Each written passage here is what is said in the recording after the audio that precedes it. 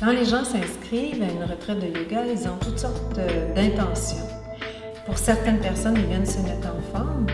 Beaucoup de personnes viennent pour se retrouver.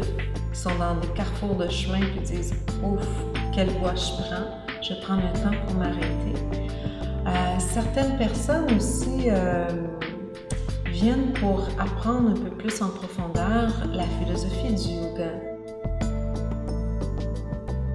C'est la première fois que je fais une retraite de ce type-là, avec l'approche que Lynn a en Hatha Yoga. J'aime beaucoup ça. C'est un moment magique qu'il faut s'offrir au moins une fois dans sa vie.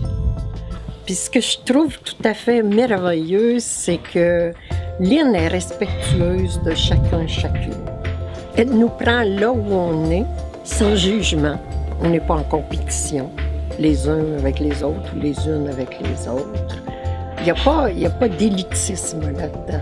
J'ai découvert Lynn au printemps de cette année en allant faire un atelier à Magog pour la première fois. Puis j'ai adoré Lynn, alors j'ai eu un coup de cœur.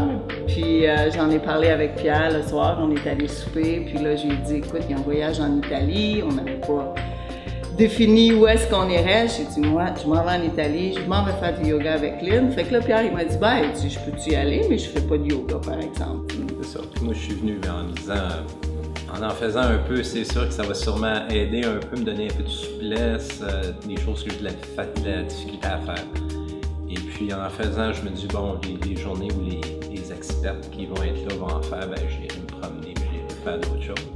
Mais finalement, Lynn, elle a tellement la façon de présenter les choses simples, les choses qui sont des postures difficiles, elle les décortique.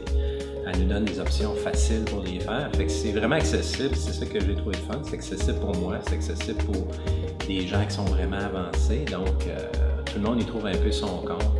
Le plus beau cadeau que j'ai quand je guide ces retraites-là, c'est de voir des gens sourire, retrouver le sourire, retrouver le goût de vivre, retrouver le goût de prendre soin de soi.